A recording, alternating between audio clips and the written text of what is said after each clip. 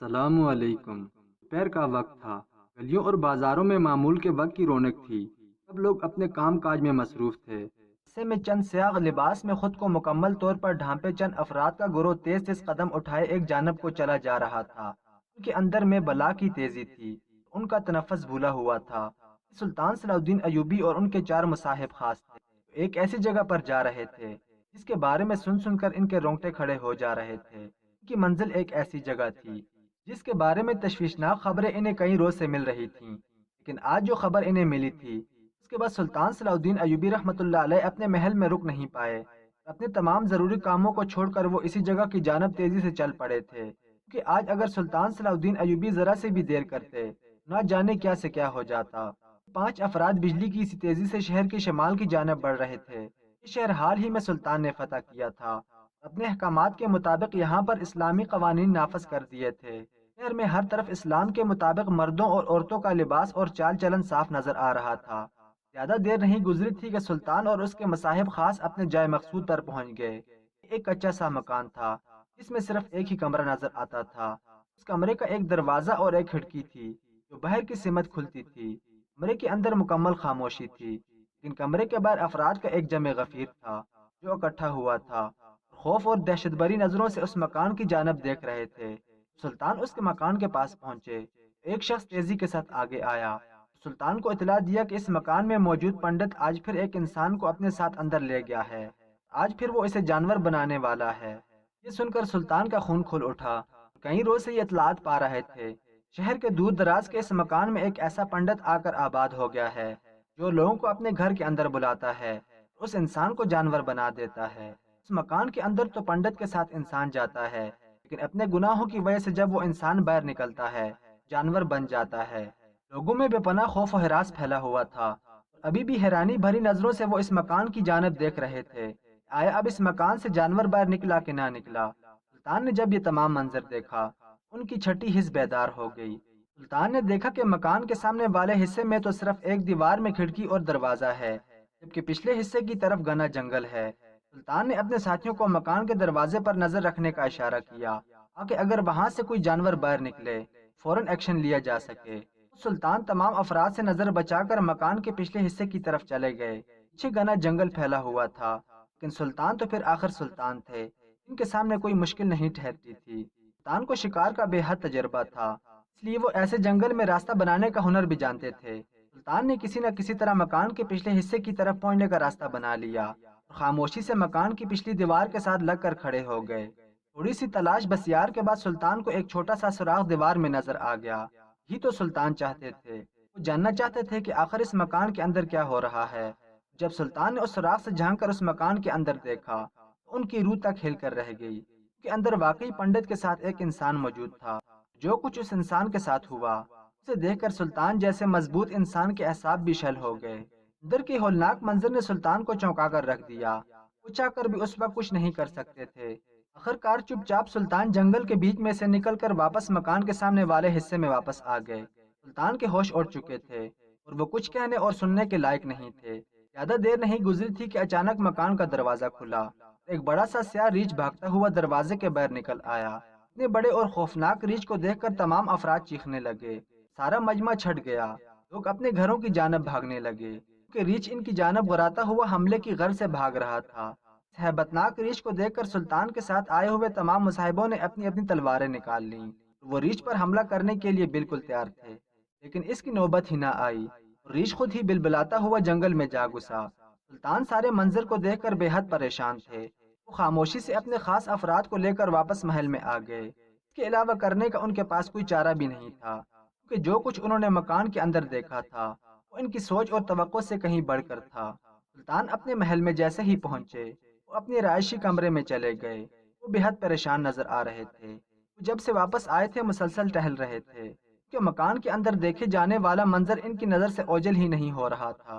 وہ سمجھ ہی نہیں پا رہے تھے کہ آخر ایک پنڈت اس قدر طاقت کا مالک کیسے ہو سکتا ہے۔ انہیں رہ رہ کر اس پنڈت کی خبیث شکل یاد آ رہی تھی۔ سلطان کو اپنے شہر پر باطل قوتوں کے سائے منڈلاتے ہوئے نظر آ رہے تھے۔ اس سے پہلے کہ کچھ بہت برا ہو جاتا سلطان کو اسے روکنا تھا، لیکن روکنا کیسے تھا؟ سلطان کو اس چیز کے لیے کوئی بہترین لائے عمل تیار کرنی تھی۔ آخرکار سلطان کے ذہن میں ایک سوچ ابھری۔ سلطان نے اس پر عمل کرنے کی ٹھان لی۔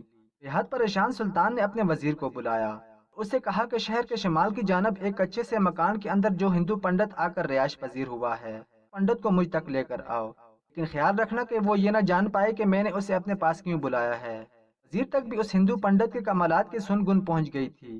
اس نے سلطان کے چہرے پر گہری پریشانی دیکھی، جان گیا کہ بات واقعی پریشان کن ہے۔ وزیر نے بادشاہ کو یقین دہانی کروائی، وہ جلد ہی پنڈت کو لے کر بادشاہ کے پاس حاضر ہو جائے گا، لیکن سلطان تو چاہتے تھے کہ ذرا سی بھی دیر کیے بغیر وزیر اس پنڈت کو لینے روانہ ہو جائے، اس لیے وزیر نے سلطان کی بات مان لی، پنڈت کو لینے نکل پڑا۔ سلطان بے چینی سے اس پنڈت کے انتظار میں ٹہلنے لگے، ان کے انداز سے بے چینی صاف جھلک رہی تھی۔ زیادہ دیر نہیں گزری تھی کہ اچانک سلطان کو شدید گھبراہٹ محسوس ہوئی۔ سلطان سمجھ گئے تھے کہ جس کا وہ انتظار کر رہے تھے وہ شخص آن پہنچا ہے، اور واقعی ایسا ہی تھا۔ سلطان نے جب پلٹ کر دروازے کی طرف دیکھا، دروازے سے وزیر کے ہمراہ ایک ہندو پنڈت اپنی لاٹھی کو ٹیکتا ہوا اندر داخل ہو رہا تھا۔ اس کی شکل سے ایک بوڑھا انسان لگتا تھا، لیکن اس کی آنکھوں میں بلا کی چمک اور تیزی تھی۔ اس نے اپنے سر پر ہندوؤں کی مخصوص چادر باندھ رکھی تھی۔ اس کے ہاتھ میں موجود لاٹھی بھی ایک عجیب طرز کی لاٹھی تھی، اس کے سرے پر ایک چمکدار پتھر جڑا ہوا تھا۔ جب ہندو پنڈت اس لاٹھی کو فرش پر ٹیکتا، اس میں سے کھناکے دار آواز نکلتی تھی۔ پنڈت کے چہرے پر ایک مکار مسکراہٹ تھی، جیسے وہ جانتا تھا کہ وہ کس سے ملنے آیا ہے۔ سلطان نے جب پنڈت کو دیکھا، ایک پھروری سے ان کے اندر دوڑ گئی۔ صبح مکان کے اندر دیکھے جانے والا منظر پھر سے ان کی نظروں کے سامنے آ گیا۔ پنڈت سلطان کے سامنے آیا، وزیر رخصت لے کر چلا گیا۔ پنڈت نے دیکھا کہ وہ اور سلطان اکیلے رہ گئے ہیں، اس نے پوچھا، اے مسلمانوں کے سلطان، تم نے مجھے زحمت کیوں دی؟ تم نہیں جانتے کہ میں اپنی کٹیا کے اندر ہر وقت عبادت کرتا ہوں، اور میرا خدا بے حد قیمتی ہے۔ میں ہندوؤں کی فلاح کے لیے دن رات اپنے بھگوان کی سیوا کرتا ہوں، اور میرے پاس دنیاوی کاموں کے لیے وقت نہیں ہے۔ تم نے مجھے یہاں کیوں بلایا ہے؟ سلطان نے جب یہ سنا تو غصے سے سلطان کی آواز بلند ہو گئی۔ سلطان نے پنڈت سے کہا، اے پنڈت، میرے سامنے اپنے جھوٹے خداؤں کا نام نہ لو، جو اپنی مدد آپ نہیں کر سکتے، وہ تیرے ہندوؤں کی مدد کیسے کریں گے؟ اس کٹیا کے اندر آ کر آباد تو ہو گیا ہے، لیکن اندر کا راز میں جان چکا ہوں۔ تو مجھے سچ سچ بتائے گا یا میں تجھے بتاؤں کہ تیری اصلیت کیا ہے؟ سلطان کا یہ بولنا تھا کہ بجائے خوفزدہ ہونے کے ہندو پنڈت اونچے اونچے قہقہے لگانے لگا۔ اس کے چہرے پر خوف کے بجائے ایک فتح مند تاثر تھا۔ یک محل کے اوپر ایک سیاہ بادل منڈلانے لگے، جس نے پورے محل کے اندر اندھیرا کر ڈالا۔ سلطان یہ دیکھ کر حیران رہ گئے۔ جب سلطان نے غور کیا تو سلطان کی آنکھیں حیرت سے کھلی رہ گئیں۔ پنڈت کے ہاتھ میں موجود لاٹھی میں سے باریک باریک شعاعیں نکل رہی تھیں۔ ان شعاؤں نے محل کے اندر عجیب سی نحوست بھر دی تھی۔ یوں لگتا تھا کہ جیسے اس ہندو پنڈت کے ساتھ بہت سی باطل قوتیں بھی جڑی ہیں۔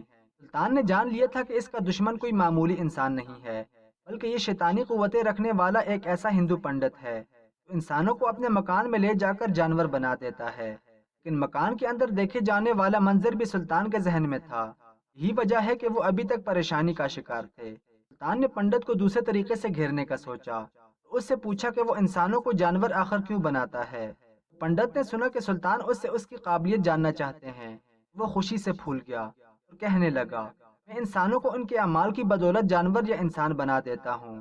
جو کوئی شخص اپنے آپ کو اس امتحان کے لیے پیش کرتا ہے، میں اسے اپنے بھگوان کے سامنے لے کر جاتا ہوں۔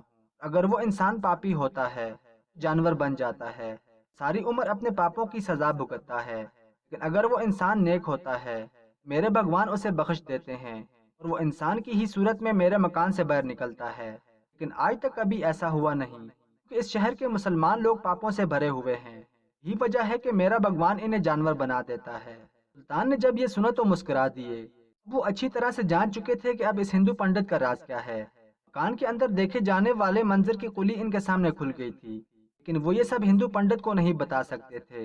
اگر وہ ایسا کر دیتے تو ہندو پنڈت دوسرے ہی دن شہر چھوڑ کر بھاگ جاتا۔ انہوں نے سوچا کہ پنڈت کو رنگے ہاتھوں گرفتار کرنا چاہیے، اس کے راز کو پورے شہر کے سامنے ظاہر کر دینا چاہیے۔ چنانچہ سلطان نے پنڈت سے کہا، وہ اس کی بات سمجھ گیا ہے، وہ اپنی مذہبی رسومات کو جاری رکھے، اپنی کٹیا میں چلا جائے، سلطان کی جانب سے اسے کوئی خطرہ نہیں ہے۔ پنڈت نے یہ سنا تو حیران رہ گیا، کیونکہ اس نے سلطان کے بارے میں تو کچھ اور ہی سن رکھا تھا۔ پھر اس نے یہ محسوس کیا کہ سلطان اس کی لاٹھی کا جلوہ دیکھ کر خوفزدہ ہو گیا ہے۔ وہ مکاری سے مسکراتے ہوئے محل سے رخصت ہو گیا۔ جب پنڈت محل سے چلا گیا تو سلطان اپنے دربار میں جا کر بیٹھ گئے۔ انہوں نے وزیر کو بلایا، اسے ہدایت دی کہ زنان خانے میں سے کسی کو بھیج کر فلاں کنیز کو بلایا جائے۔ وزیر نے سلطان کی بات سن کر سر ہلایا اور چلا گیا۔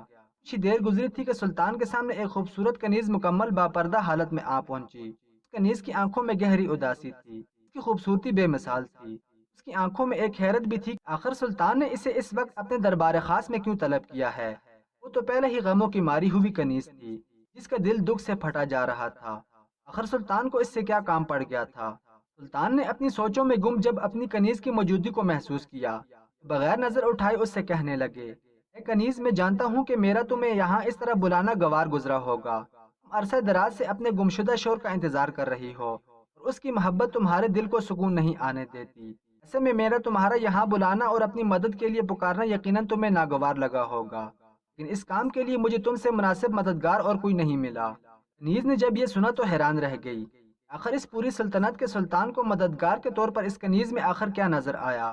وہ اپنے سلطان سے بے حد عقیدت رکھتی تھی، اپنے غم اور دکھ کے باوجود سلطان کی مدد کے لیے ہر وقت تیار رہتی تھی۔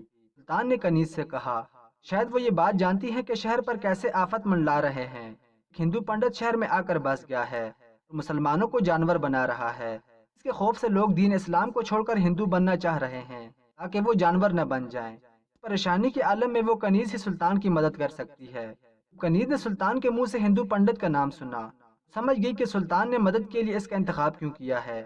اس نے ایک لمحے کی دیر کیے بغیر سلطان سے کہا، اے میرے سلطان، میں ہر لمحہ آپ کی مدد کو تیار ہوں، آپ جیسا چاہیں گے میں ویسا کروں گی۔ سلطان نے جب کنیز کا یہ جواب سنا، مسکرا دیے۔ وہ جانتے تھے کہ ان کی رعایا نیکی کا ساتھ دینے میں کبھی پیچھے نہیں ہٹے گی۔ سلطان نے کنیز کے ساتھ ایک لمبی بات کی۔ کنیز عقل مند تھی، سلطان کی تمام باتوں کو سنتی رہی۔ وہ جان گئی تھی کہ سلطان کیا چاہتے ہیں اور وہ اس کا ساتھ دینے کے لیے بالکل تیار تھی۔ سلطان نے جب کنیز کو اپنا لائے عمل بتا دیا، ان سے کہا کہ آج رات تیار رہنا، آج کی رات ہم سب کے لیے بے حد خاص ہے۔ کنیز نے سلطان کی بات سن کر سر ہلا دیا اور اجازت لے کر دربار سے چلی گئی۔ اسے آنے والی رات کے لیے خاص تیاریاں کرنی تھیں۔ سلطان نے جب کنیز کو رخصت کر دیا، پریشانی سے اپنے ہاتھوں کو مسلنے لگے۔ ان کا دشمن خطرناک تھا مگر وہ اس سے نمٹنے کے لیے بالکل تیار تھے۔ آج رات وہ اس پنڈت کا مقابلہ کرنے والے تھے۔ دوسری طرف کنیز جب سلطان کے دربار سے نکلی تو گہری سوچوں میں گم تھی۔ سلطان نے جب ہندو پنڈت کا نام لیا تھا تو اس کا ذہن یک اپنی پچھلی زندگی کی طرف چلا گیا تھا۔ وہ جانتی تھی کہ سلطان نے اس کا انتخاب کیوں کیا ہے۔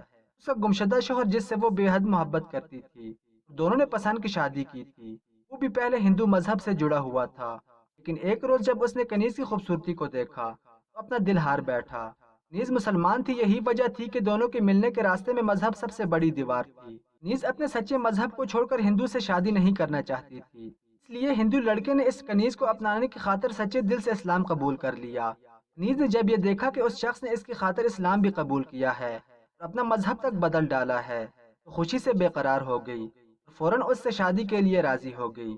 دونوں کی شادی مذہب اسلام کے تحت ہوئی اور کنیز اپنے شوہر کی محبت دیکھ دیکھ کر خوشی سے پھولی نہ سماتی تھی۔ یہ وہ وقت تھا جب اسے دن رات اپنے شوہر کی خدمت کرنے اور خدا کا شکر ادا کرنے سے فرصت نہ تھی، لیکن اس کی خوشیاں چند دن کی مہمان تھیں۔ ایک روز جنگل میں شکار کے لیے گیا، اس کا شوہر ایسا گم ہوا، عرصہ گزر جانے کے بعد بھی پلٹ کر نہ آیا۔ کنیز کا بے قرار دل اس کا انتظار ابھی بھی کرتا تھا، حالانکہ اسے کئی لوگوں نے یہ بھی کہا تھا اس کے شوہر کو شیر نے کھا لیا تھا، لیکن کنیز کا محبت برا دل اپنے شوہر کی موت کو تسلیم کرنے کے لیے تیار ہی نہیں تھا۔ وہ انجانے میں ہی دن رات اس کا انتظار کرتی تھی، جانے بغیر کہ وہ کبھی واپس نہیں آئے گا۔ سلطان نے ایک ہندو پنڈت سے نمٹنے کے لیے اس کا انتخاب اس لیے کیا تھا کیونکہ وہ لمبے عرصے تک ایک ایسے انسان کے ساتھ رہی تھی جس کا مذہب ہندو ہوا کرتا تھا۔ وہ ان کے رہن سہن اور مذہب سے کسی حد تک واقف تھی، اس لیے وہ سلطان کی بہترین مددگار ثابت ہو سکتی تھی۔ کنیز اپنے گھر میں جا کر رات کا انتظار کرنے لگی۔ دوسری طرف محل میں سلطان بھی اپنی تلوار کی دہار پر ہاتھ پھیرتے بے صبری سے سورج کے ڈوبنے کے منتظر تھے۔ یوں ہی رات کا اندھیرا پھیلا۔ سلطان اپنا بھیس بدل کر محل سے باہر نکل آئے۔ ایک مخصوص گلی میں کنیز بھی سیاہ جبے میں خود کو ڈھانپے ان کا انتظار کر رہی تھی۔ یہ دونوں تیز قدم اٹھاتے شمال کی جانب بڑھنے لگے۔ ان کے قدموں کی دھول ماحول کو گرد آلود کر رہی تھی۔ ان دونوں کا رخ اس ہندو پنڈت کے گھر کی جانب تھا۔ زیادہ دیر نہیں گزری تھی کہ یہ دونوں مکان سے عین سامنے جا پہنچے۔ رات کے اندھیرے میں ہندو پنڈت کے گھر کے اندر ایک شمع روشن تھی، جس کا مطلب تھا کہ وہ جا کر اپنے مذموم مقاصد میں مشغول ہے۔ ہر طرف چپ کا پہرا تھا۔ سلطان نے کنیز کو اشارہ کیا جسے وہ سمجھ گئی۔ آگے بڑھ کر کنیز نے پنڈت کے مکان کا دروازہ کھٹکھٹایا۔ کئی بار کھٹکھٹانے پر پنڈت نے دروازہ کھولا۔ کنیز جو دروازے کے سامنے کھڑی تھی، اس نے دیکھا کہ دروازہ تو کھلا ہے لیکن पंडित दिखाई नहीं दे रहा। उसने दिल बड़ा करते हुए पंडित के मकान के अंदर कदम रख दिया। सामने ही हिंदू माता की काली मूर्ति रखी थी। इसके कदमों में पंडित सर झुकाए बैठा हुआ था। माहौल में सिंदूर और काफूर की खुशबू रची हुई थी। अनीस का दिल यक बयक कांपा, लेकिन अपने सुल्तान और सल्तनत की मदद करने के लिए खातिर उसने खुद को मजबूत कर लिया और पलट कर दरवाजा बंद कर लिया। दरवाजा बंद होने की आवाज के साथ ही पंडित ने पीछे पलट कर देखा और ये लम्हा उस कुटिया के अंदर क़यामत का बनकर छा गया। अनीस अपनी जगह खड़ी की खड़ी रह गई। वो जो इस मिशन पर अपने सुल्तान की मदद करने के लिए आई थी, अपने सामने अपने गुमशुदा शोर को एक हिंदू पंडित के रूप में देखकर हैरान रह गई। पंडित ने भी जब अपने सामने अपनी बीवी को देखा तो शशतर रह गया। अनीस अपनी पूरी तैयारी के साथ आई थी, जाने बगैर के सामने उसे इसका शोहर ही मिल जाएगा। जब उसे ऐसी गैर मुतवक्के सूरत हाल का सामना करना पड़ा तो उसके हाथ पैर फूल गए और वो ये भूल गई कि वो यहाँ किस मकसद के लिए आई थी। हिंदू पंडित उठकर कनीज के सामने आया और इससे पूछने लगा, आखिर इसने ये पता कैसे लगाया वो जिंदा है, इस मकान के अंदर रह रहा है। कनीज खामोश खड़ी थी, मगर वो जान रही थी कि इसके शोर ने इसके साथ धोखा किया है। इसने मजहब इस्लाम को दिल से कबूल नहीं किया था और जैसे ही उसका दिल कनीज से भर गया, उसने जंगल में खो जाने का बहाना बनाकर कनीज को छोड़ दिया और गायब हो गया। आज वो फिर से एक हिंदू पंडित के रूप में मौजूद है। इसका यही मतलब है कि वो दोबारा से हिंदू बन चुका था। कनीज ने जब इस बात पर गौर किया, अचानक से उसका दिल अपने शोर के खिलाफ नफरत से भर गया और जो मोहब्बत अपने शोर के लिए थी वो भी खत्म हो गई। वो ज्यादा ख्वाहिशमंद थी कि सुल्तान का साथ देकर हिंदू पंडित का राज फाश कर सके, लेकिन हिंदू पंडित ये बात नहीं जानता था। वो समझ रहा था कि उसकी बीवी इसका पीछा करते करते यहाँ तक आ पहुंची है। उसने अपनी बीवी को मुखातिब किया और कहने लगा, मैं मजबूर था, मैं तुमसे मोहब्बत तो करता था, लेकिन मैं अपना मजहब नहीं छोड़ सकता था। मैं अकेला नहीं, मेरे साथ कई लोग जुड़े हैं। हम लोग इस पूरी दुनिया में हिंदू राज के लिए काम करते हैं। हमारा मकसद बहुत खास है। इस खास मकसद को पाने के लिए मैंने अपनी मोहब्बत की कुर्बानी दे दी और तुम्हें छोड़ दिया। लेकिन आज जब तुम लौट के मेरे पास आ गई हो, अब तुम भी मेरे साथ शामिल हो जाओ। मेरी इस छोटी सी दुनिया में मेरे हर राज के साथ तुम्हें भी शरीक करूंगा। पंडित की आवाज में खुशी थी, लेकिन कनीज तो कुछ और ही सोच रही थी। वो इन आंखों से उस कुटिया का जायजा ले रही थी जिसमें सिर्फ एक खिड़की और दरवाजा था और जिसे बाहर से आसानी से देखा जा सकता था। कमरे का फर्श मुकम्मल मिट्टी का बना था, जिसमें से किसी दूसरी जगह निकलने का रास्ता नहीं था। तो फिर आखिर ये पंडित इंसानों को जानवर कैसे बनाता था? क्या वाकई वो कोई जादूगर था या फिर ये कोई शोबदाबाजी थी? इसी बात का पता लगाने के लिए तो कनीज यहाँ आई थी। वो ये बात जानती थी कि सुल्तान मकान की पिछली तरफ जंगल में से एक सुराख के जरिए इन दोनों पर नजर रखे हुए है और वो कनीज पर कोई आंच नहीं आने देगा। लिहाजा कनीज ने हिंदू पंडित की तरफ प्यार भरी नजरों से देखा और पूछा कि आखिर इसका मकसद क्या है और वो ये सब कुछ कैसे करता है, यानी वो इंसान से जानवर किस तरह बनाता है, इतनी बड़ी ताकत आखिर इसके पास कैसे आई। पंडित ये सुनकर मुस्कुराने लगा और कहने लगा, तुम पर्दे के पीछे छुप जाओ, मैं अभी तुम्हें एक राज की बात बताता हूँ। कनीज ने पंडित की बात मान ली, जाकर पर्दे के पीछे छुप गई। जरा ही देर गुजरी थी कि दरवाजे पर दस्तक हुई। पंडित ने दरवाजा खोला तो एक डरा सहमा मजदूर दरवाजे के पास खड़ा था। पंडित उसे घर के अंदर ले आया। अंदर आते ही मजदूर पंडित के कदमों में गिर गया और कहने लगा कि मेरे खानदान वाले समझते हैं कि मैं बहुत गुनाहगार हूँ और वो कल सुबह मुझे आपके पास लाने वाले हैं ताकि वो ये साबित कर सके कि अगर मैं गुनाहगार हूँ तो जानवर बन जाऊंगा, अगर नहीं तो इंसान के रूप में ही इस मकान से बाहर निकलूंगा। लेकिन मैं इससे पहले ही आपके पास मदद मांगने आया हूँ। मैं इन सब के सामने शर्मिंदा नहीं होना चाहता। मैं चाहता हूँ कि आप अभी और इसी वक्त मेरा इम्तिहान लीजिए। अगर मैं गुनाहगार हुआ तो जानवर बन जाऊंगा और अगर नहीं तो मैं इंसान के रूप में वापस जाकर इन सबको बता दूंगा कि मैं गुनाहगार नहीं हूँ। पंडित ने जब ये सुना तो मुस्कुराने लगा और उस मजदूर को दिलासा देकर कहने लगा, तुमने बहुत अच्छा फैसला किया है और मैं तुम्हारा इम्तिहान अपने अजीम खुदा के सामने पेश करता हूँ। ये कहकर पंडित अपने भजन पढ़ने लगा और मजदूर मूर्ति के ऐन सामने हाथ बांध कर खड़ा हो गया, जैसे उसे हिंदू पंडित ने करने को बोला था। इन्हीं लम्हात गुजरे थे कि अचानक मजदूर के कदमों तले से मिट्टी की जमीन सरक गई, यूं जैसे किसी तहखाने का दरवाजा मिट्टी से ढांप रखा हो। जमीन का हटना था कि मजदूर सीधा तहखाने के अंदर जाकर इसकी चीख की आवाज सुनाई दी। इसके बाद वो हमेशा के लिए खामोश हो गया। कनीज जो दरवाजे के पीछे से ये सब कुछ देख रही थी, शशदर रह गई। वो सोच भी नहीं सकती थी कि उसका महबूब शोहर कातिल भी हो सकता है, लेकिन अभी तो तमाशा बाकी था। दो पंडित ने तहखाने का दरवाजा बंद कर दिया और दूसरी तरफ जल्दी जल्दी मिट्टी कुरेदने लगा। तेज तेज हाथों से मिट्टी हटाने के बाद उसके सामने एक और तहखाने का दरवाजा नजर आया। उसने दरवाजा खोला اپنی لاٹھی سے زمین کو ٹھکور کر ایک مخصوص آواز پیدا کی۔ یک کوٹھی کے اندر روشنی کی باریک باریک کرنیں پھیل گئیں، پنڈت کی لاٹھی میں سے نکل رہی تھیں۔ لاٹھی کی روشنی میں کنیز نے دیکھا تہخانے میں سے ایک جانور باہر نکل رہا ہے۔ یہ جانور پنڈت کے سامنے ایسے سر ہلا رہا تھا جیسے اس کا پالتو ہو۔ پنڈت نے اس جانور کا سر ہلایا اور لاٹھی سے باہر کی طرف اشارہ کیا۔ جانور پالتو کتے کی طرح سر ہلاتا ہوا دروازہ کھول کر باہر جا نکلا اور بلبلانے لگا، زور زور سے چلانے لگا۔ آخر کار چلاتے چلاتے جنگل میں جا گھسا۔ جب کنیز نے یہ سب کچھ دیکھا تو اب شک کی کوئی گنجائش ہی نہیں رہی تھی۔ یہ سب تو اسے سلطان نے بتایا تھا۔ وہ سلطان دونوں ہی اس پنڈت کا راز جان چکے تھے، بس اس راز کو شہر والوں کے سامنے لانا ضروری تھا۔ کنیز پردے کے پیچھے سے نکل آئی، آتے ہی پنڈت کی تعریفیں کرنے لگی اور کہنے لگی کہ اس نے اس قدر طاقت اور قابلیت آخر کہاں سے حاصل کی۔ پنڈت نے جب یہ سنا تو خوشی سے پھولے نہ سمایا۔ وہ آج بھی کنیز کے حسن کا دیوانہ تھا۔ اس نے کنیز سے کہا، وہ ایک معمول کا ہندو سیوک تھا، اسے ایک بڑی تنظیم نے اپنے بڑے بڑے مقاصد کے لیے چن لیا ہے۔ یہ تنظیم اسی طرح مسلمانوں کو اغوا کرتی ہے اور بعض کو مار ڈالتی ہے۔ ان کو اغوا کرتی ہے، انہیں مجبور کر کے مذہب تبدیل کروایا جاتا ہے یا پھر شیطانی مقاصد کے لیے استعمال کیا جاتا ہے۔ تنظیم کے قبضے میں کچھ شیطانی موکلات بھی ہیں جن سے یہ لوگ اپنے کام نکلواتے ہیں۔